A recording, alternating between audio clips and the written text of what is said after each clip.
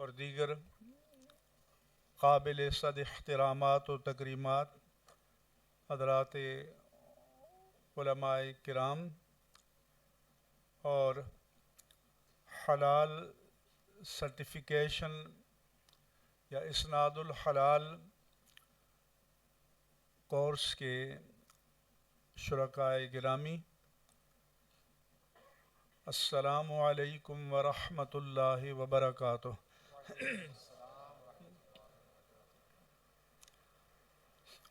گفتگو شروع کرنے سے پہلے میں اپنی مسجد میں بھی اور دیگر مواقع پر اہل کراچی سے گلہ رہتا ہے کہ اردو زبان کی حفاظت کا جو اہتمام کراچی والوں کو کرنا چاہیے نہیں ہو رہا۔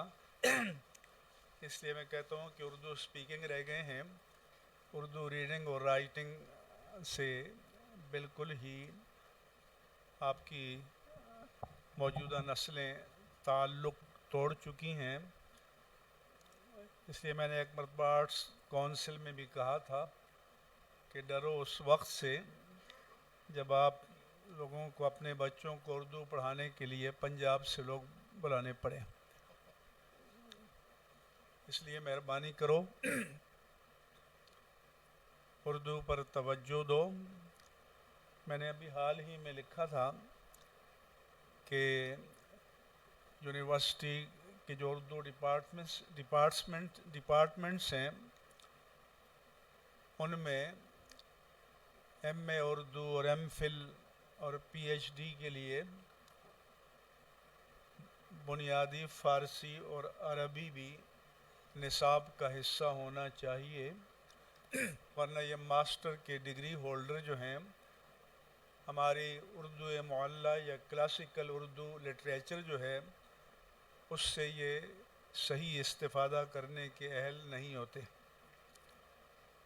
اور ہمارا بہت بڑا علمی، دینی اور تہذیبی لٹریچر اردو زبان میں ہے۔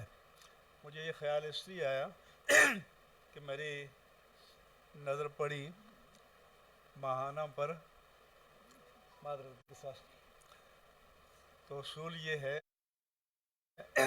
کہ یہ ہاں جو ہے اگر کسی لفظ کے شروع میں آئے تو لاہوری ہاں لکھی جاتی ہے، درمیان میں آئے تو دو چشمی ہاں لکھی جاتی ہے۔ اسی طرح یہ طلباء بروزن علماء، یہ طالب کی جمع نہیں ہے، طلیب کی جمع ہے، اور طالب کی جمع ہے طلباء، با کے ساتھ ہاں ہوتی ہے۔ جیسے عامل کی جمع عملہ ہے، جسے تخفیف کے ساتھ ہم عملہ بولتے ہیں، برارہ ہے، حافظ کی جمع حفظہ بھی آتی ہے۔ تو ہمارے علمی اداروں میں اس بارے میں زیادہ محتاط رہنا چاہیے۔ میں تو کہتا ہوں کہ اور کہیں نہیں ہے تو مسجدوں میں اردو پڑھانے کا کوئی انتظام ہونا چاہیے۔ یہی وجہ ہے کہ آپ دیکھیں اخبارات میں جو کالم نگار بڑے ہیں وہ زیادہ تر پنجاب سے ان کا تعلق ہے، شعراء وغیرہ بھی۔ یہ بات تو ضمناً تھی۔ دوسرا، میں نے اپنے دارالعلوم جامعہ نعیمیہ کے اجلاس ہی میں کہا تھا کہ ہمارے ہاں بڑے بڑے القاب اس فضول خرچی سے استعمال کیے جاتے ہیں، اتنا ابتذال ہو گیا ہے کہ اب ان کی معنویت باقی نہیں رہی۔ تو اس لیے میں بھی ذرا میرا بھی یہی حال ہے، تو اس لیے میں چاہتا ہوں کہ جیسے آپ کو تو پتہ ہی ہے 2000 تک ہمارے بڑے بڑے اکابر سادات میں سے تھے. حضرت فقیہ اعظم سید ابو البرکات صاحب رحمہ اللہ تعالی، غزالی زماں رازی دوران، حضرت علامہ سید احمد سعید شاہ کاظمی صاحب رحمہ اللہ تعالی، ابو الکلام علامہ صاحبزادہ سید فیض الحسن شاہ صاحب رحمہ اللہ تعالی اردو زبان کے بے نظیر خطیب تھے. تو انہیں وہ اپنے علم کی بنیاد پر کھڑے تھے. سید صاحب کو فقیہ اعظم کہا جاتا تھا. حضرت علامہ سید احمد سعید شاہ کاظمی رحمہ اللہ تعالی کو غزالی زماں رازی دوران کہا جاتا تھا.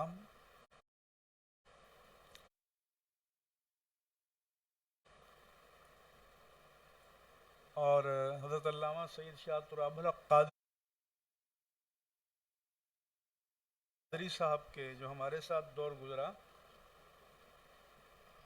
اس میں بھی مرد حق تو کہتے تھے، لیکن آج کل میں جاتا ہوں پنجاب وغیرہ میں باہر، تو جس کے نام کے آگے سید ہے، سید السادات، فخر السادات، امام السادات. تو میں نے کہا یہ سارے جو ہیں یہ سید السادات، فخر السادات، امام السادات بن گئے تو نیچے کون بچا؟ تو اس مسئلے پر آپ لوگ ایک مجلس منعقد کر کے تو غور فرمائیں.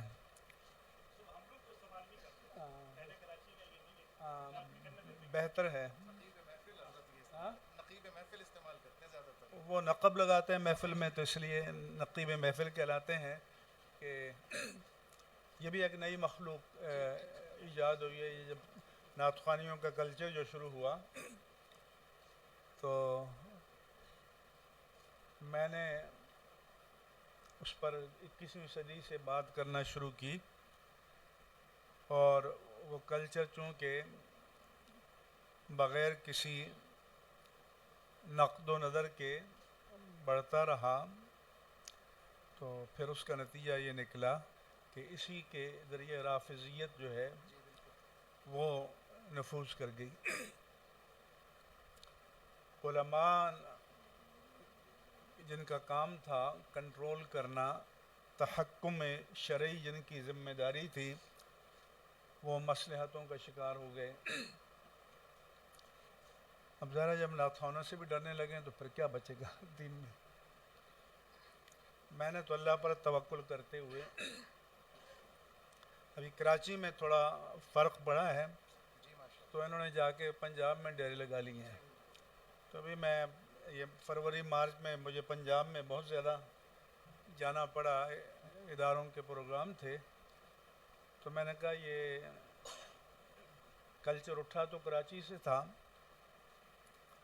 لیکن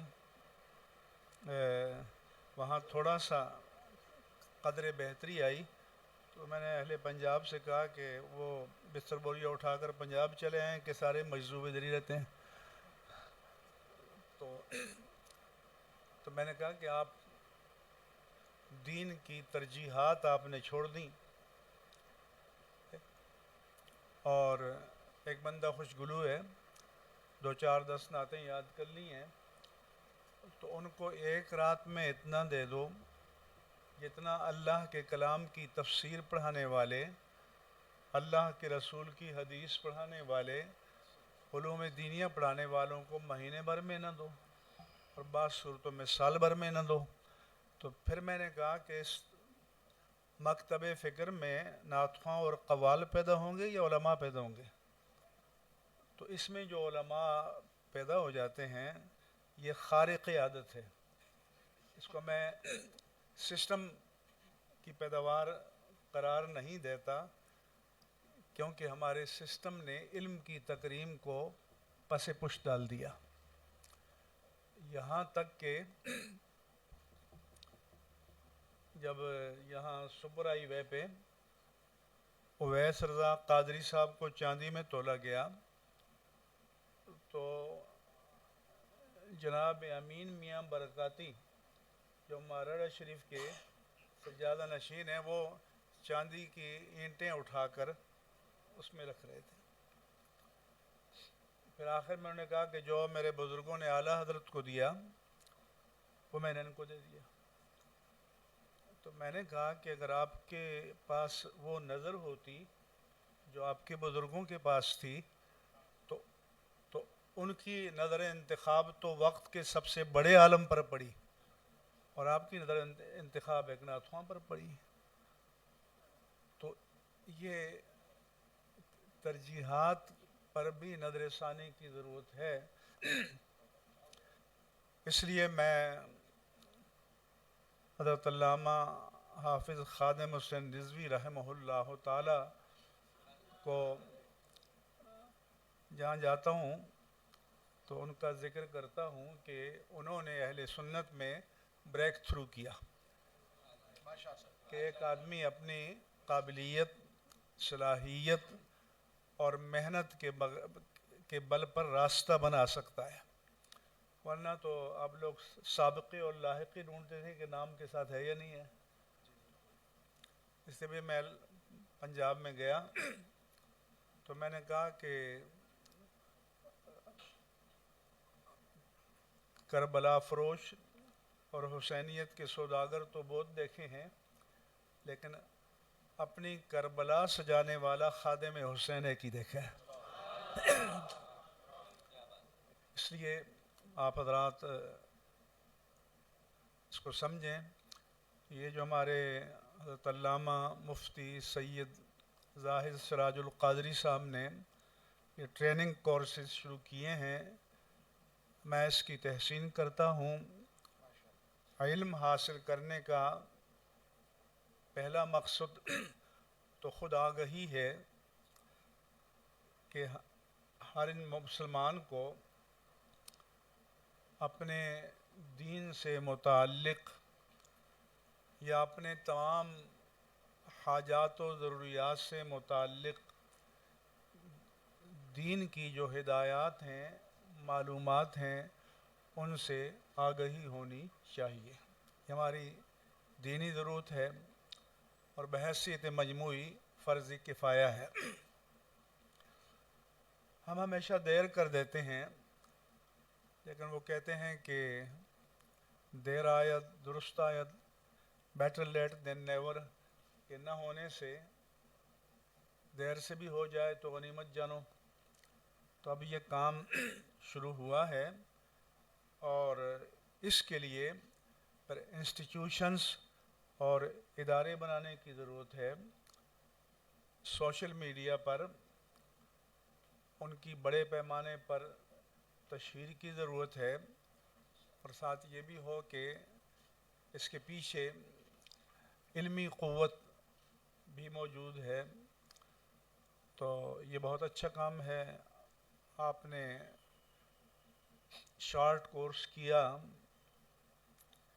اور میں کہتا ہوں کہ جس درجے کا علم ہم حاصل کرتے ہیں، اگر اس درجے تک پہنچنے کے بعد ہماری علمی بھوک، علمی پیاس، علمی طلب بڑھ جائے تو اس کا مطلب یہ ہے کہ ہم کامیاب رہے. اور اگر ہماری علمی پیاس، علمی طلب، علمی بھوک نہ بڑھے تو اس کا مطلب یہ ہے کہ ابھی ہم اس مقصد میں کامیاب نہیں ہوئے.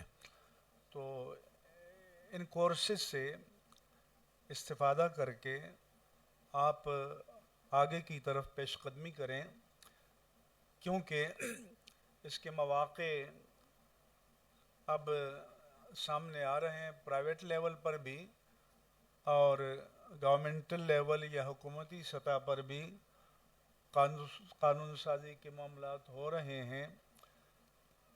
تو ہمارے پاس تربیت یافتہ افراد موجود ہونے چاہیے تاکہ جہاں کہیں خلا پیدا ہو، طلب پیدا ہو، ضرورت پیدا ہو تو ہم اس کو پر کرنے کے لیے موجود ہوں۔ اگر کوئی یہ سوچتا ہے کہ پہلے مجھے اپوائنٹمنٹ لیٹر دے دیا جائے تو پھر میں کورس کروں گا، تو یہ دنیا میں کہیں نہیں ہوتا۔ ہاں، یہ ہوتا ہے کہ اگر آپ علم کی کسی فن سے لیس ہیں، مسلح ہیں، تو اس کا فائدہ یہ ہوتا ہے کہ جب اس کی کہیں بھی ویکنسی، کوئی خالی جگہ، کوئی ضرورت پیدا ہو تو ہمارے پاس تربیت یافتہ افراد کی ٹیم موجود ہونی چاہیے، کیونکہ پہلے ہم اس فیلڈ میں بالکل نہیں تھے، اسلامک بینکنگ کے فائنانس میں، تو میں تو اس مجبوری کے تحت گیا تھا کہ ہمارا خانہ ہی خالی تھا۔ پھر مجھے موقع ملا تو یہ حضرات علامہ مفتی سید زاہد سراج القادری زید مجدہم، علامہ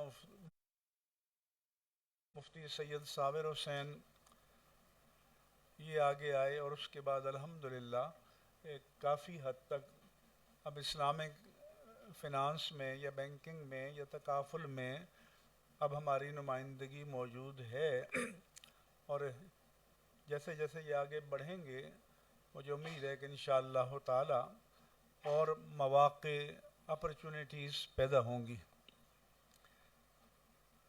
اس لیے میں ان کاوشوں کی تحسین کرتا ہوں، اور ضمناً یہ بتا دوں کہ یہ جو نعت خوانی کی محافل ہیں یہ مڈ 80s کے بعد شروع ہوئی ہیں۔ اس سے پہلے میلاد النبی صلی اللہ علیہ وآلہ وسلم کے جلسے ہر گلی میں، ہر مسجد میں، ہر جگہ ہوتے تھے۔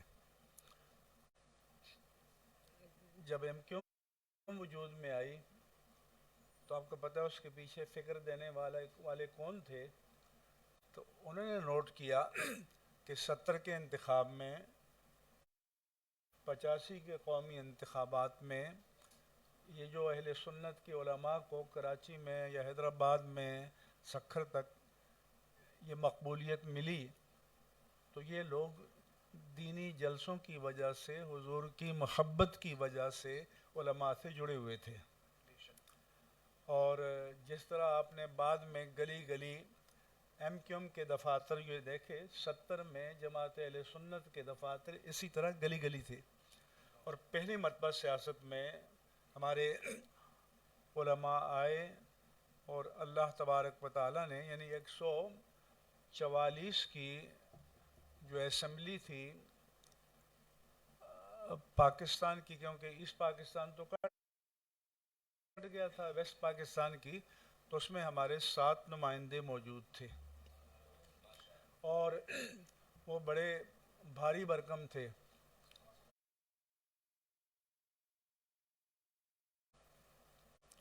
ایک مرتبہ میں نے لکھا بھی تھا کہ صرف تعداد میٹر نہیں کرتی، کوالٹی بھی میٹر کرتی ہے۔ 2002 کی پارلیمنٹ میں ایم ایم اے کی وجہ سے تعداد بہت تھی، یہاں تک کہ مولانا فضل الرحمان لیڈر آف دا اپوزیشن بنے، سرحد میں حکومت بنی ہوئی، لیکن اس دور میں وومن پروٹیکشن ایکٹ پاس ہوا، جس کے نتیجے میں ہمارے ملک کی قانونی پوزیشن وہی ہوگی ہے جو یورپ امریکہ کی ہے، یعنی زنا بالرضا جرم نہیں رہا، اور یہی وجہ ہے کہ فیڈرل شریعت کورٹ اب بالکل فارغ ہے، صرف چند لوگوں کی نوکری ہے، اور اب آپ وہاں مقدمات نہیں دیکھتے۔ تو یہ بڑی تعداد تھی، لیکن نتیجہ خیر نہ رہی، اور اس وقت مذہبی قوتوں کی تعداد کم تھی۔ جمعیت علماء پاکستان تھی پارلیمنٹ میں، کچھ جماعت اسلامی تھی، جمعیت علماء اسلام تھی، تو 1973 کے دستور میں اسلامی آرٹیکل شامل ہوئے. پھر اسی دستور کی دوسری ترمیم 7 ستمبر 1974 کو ہوئی، جس میں ارتداد قادیانیت اور قانون تحفظ ختم نبوت کو تحفظ ملا. یہ بہت بڑی کامیابی تھی، اور یہ عہد صدیق اکبر رضی اللہ تعالیٰ عنہ کے بعد کسی اسلامی ملک کی پارلیمنٹ کا یہ فیصلہ ایک پاکستان کا منفرد اعزاز ہے. اور اہل سنت و جماعت کے لیے یہ انتہائی قابل فخر ہے کہ قائد ملت اسلامیہ، قائد اہل سنت حضرت علامہ شاہ احمد درانی صدیقی رحمہ اللہ تعالی، جو حضرت صدیق اکبر رضی اللہ تعالیٰ عنہ کی اولاد امجاد میں سے تھے، ان کے ذریعے ارتداد قادیانیت کی قرارداد پارلیمنٹ میں پیش ہوئی. اچھا، لوگ سمجھتے ہیں کہ مسئلہ حل ہو گیا. مسئلہ ابھی حل نہیں ہوا، کیونکہ ہماری ریاست کے ہمارا جو دستور ہے اس کی ایک انیکسی ہے ضمیمہ، جس میں ریاستی مناصب کے حلف نامے لکھے ہوئے ہیں. صدر پاکستان، وزیر اعظم Pakistan, governors, federal provincial ministers, parliamentarian, ججز اور آرمی کے کمیشن افسران، صرف 2 عہدوں میں کے حلف نامے میں، صدر پاکستان اور وزیر اعظم پاکستان کے حلف نامے میں اقرار ختم نبوت اور ارتداد قادیانیت شامل ہے. باقی ریاست کے کسی آئینی منصب کے حلف نامے میں یہ شامل نہیں ہے.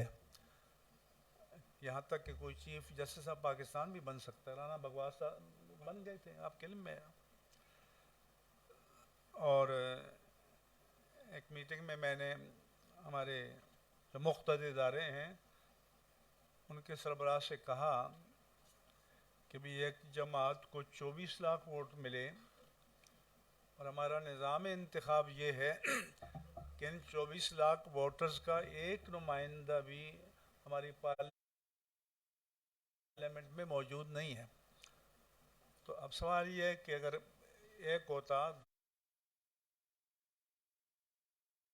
2 ہوتے، 5 ہوتے، 10 ہوتے، تو اس فورم پہ آواز اٹھاتے ہیں. جب نہیں ہے تو ان کے پاس اور کیا آپشن ہے سوائے اس کے کہ چوک میں جا کے بیٹھ جائیں. سبحان اللہ، بالکل صحیح بات، ماشاءاللہ. اس لیے اس وقت دنیا میں، فرانس میں، جرمنی میں اور ترکی میں متناسب نمائندگی کا نظام موجود ہے. یا تو متناسب نمائندگی کا نظام ہو ہمارے نظام انتخاب میں، تو پھر تو یہ ہے کہ پارٹی کی اسٹرینتھ پر جو ووٹ آئیں گے تو اس کی بنیاد پر کوئی سیٹیں ایلوکیٹ ہوں گی، تو تب تو وہ سسٹم میں جا سکتے ہیں. یہ جو ہمارا سسٹم ہے اس کا نام جمہوریت ہے، لیکن میں لکھتا رہتا ہوں کہ یہ جمہوریت بجائے خود ایک فریب ہے. اس سے قطع نظر کہ علامہ مفتی سید ظاہر سراج القادری اور ایک خاکروب کے ووٹ کی ایک ہی قیمت ہے، اس سے بھی قطع نظر کریں تو یہ جمہوریت کیا ہے؟ فرض کریں کہ ایک کانسٹیچوئنسی میں یا پارلیمنٹ کو لیں، آپ کو پتہ ہے 10 20 امیدوار ہوتے ہیں، تو ہمارا ووٹنگ ریٹ کبھی 35% آتا ہے، کبھی 40% آتا ہے. اس کے معنی ہے کہ 60 یا 65 یا کبھی 55 ان کا تو ووٹ ہے ہی نہیں ہے، لہذا وہ اس سسٹم میں نہیں ہے.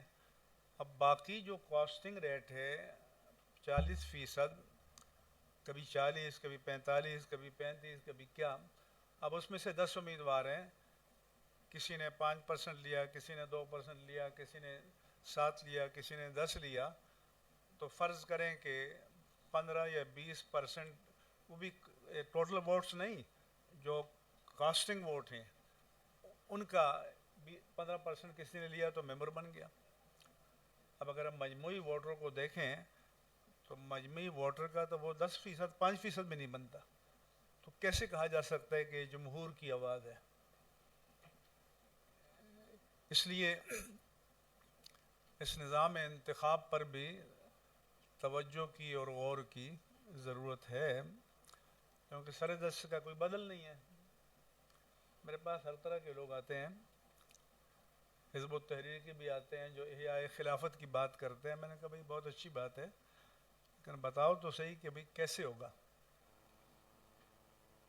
آپ فرض کرو 25-40 سال سے کام کر رہے ہیں، آپ نے دنیا میں کوئی 50,000 یا لاکھ بندے اپنے ممبر بنائے، تو اس سے کون سا انقلاب آئے گا؟ یہ خلافت کیسے حاصل ہوگی؟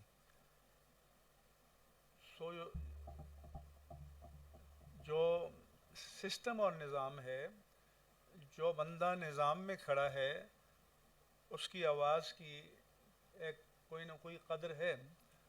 ہم جو سسٹم سے باہر ہیں، ہماری آواز کی وہ قدر نہیں ہے۔ اس لیے میں وہ جماعت اسلامی کے دھرنے میں جو گیا تھا، کیونکہ کراچی کا مسئلہ تھا، تو میں نے کہا کہ کراچی کا ہم پر احسان ہے، کراچی نے ہمیں پہچان دی ہے، کراچی نے ہمیں نام دیا ہے، تو کراچی کے لیے جو آواز بلند کرے گا ہم اس آواز میں آواز ملائیں گے۔ اگر میں نے کہا یہ مہینے بھر سے بیٹھے ہوئے ہیں تو کوئی پوچھنے نہیں آ رہا، ہاں جب یہ بلاک کر دیں گے سڑکوں کو تو پھر پوچھنے آئیں گے کہ حضور کیا مسئلہ ہے، یہ توڑ پھوڑ کریں گے۔ تو میں نے کہا کہ یہ جو بلاک کا جو کلچر ہے یہ حکومتوں کی پالیسیوں سے پیدا ہوتا ہے۔ اگر حکومت پرامن لوگوں کی بات سنے،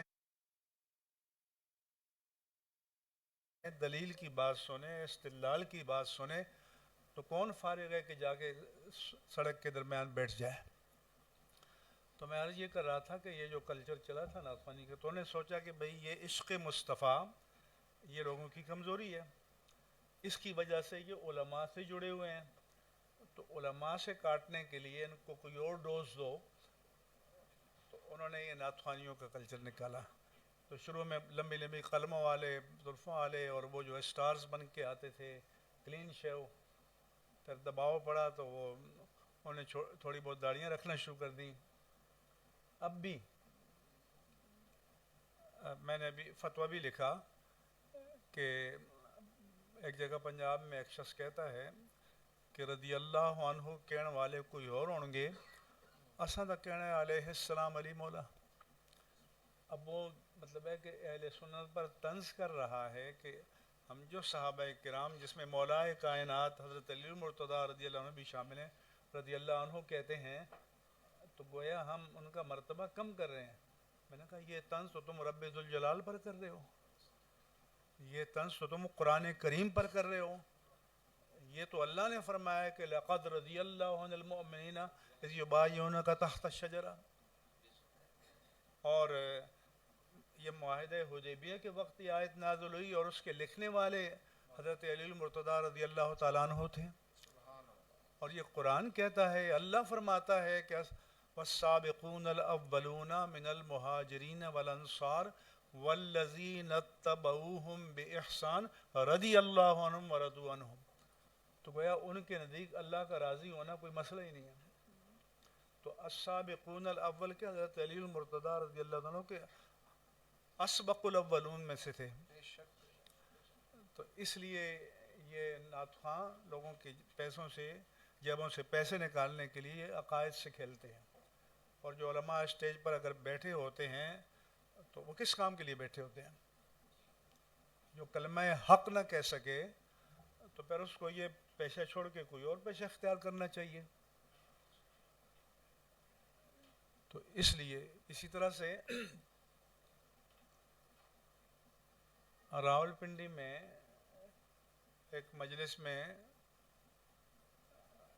کہا گیا کہ میں سید ہوں، میں آل رسول ہوں، میرا نسب بیان ہوگا، اور اس کو داد دی جا رہی تھی، فلاں بن فلاں بن فلاں 1400 سال کا سفر طے کرتے ہوئے بن امام زین العابدین بن امام حسین بن علی رضی اللہ عنہم اور بن ابو طالب آ گئے، اس میں محمد تو ہے ہی نہیں ہے، تو کہتا ہے کہ محمد کو ابو طالب میں ضم کر دیا. تو کیا ہمارے آقا و مولا کی حیثیت کوئی سیکنڈری ہے، ثانوی ہے، ڈپلیکیٹ ہے، ضم ہونے والی ہے؟ تو اس سے بڑھ کر توہین کیا ہوگی؟ حضور اکرم صلی اللہ علیہ وآلہ وسلم نے تو فرمایا ہے کہ کل بنی انسا اور کل بنی ابن اصبتہ من ابیہ الا بنی فاطمہ فانا اصبتہم، کہ فرمایا کہ سب کے لیے نسب کا کرائٹیریا یہ ہے کہ باپ کی طرف منسوب ہوگا، مگر سیدۃ نساء اہل الجنہ سیدہ فاطمۃ الزہرا رضی اللہ عنہ کی اولاد کے لیے میرے آقا نے فرمایا کہ ان کے لیے ضابطہ نہیں رہے گا، سیدہ فاطمہ کے جنکشن سے یہ میری طرف آئے گا. تو تبھی تو حضرت علی کی فاطمی اولاد کو سید کہتے ہیں، غیر فاطمی اولاد کو علوی کہتے ہیں، آوان کہتے ہیں، سید تو نہیں کہتے.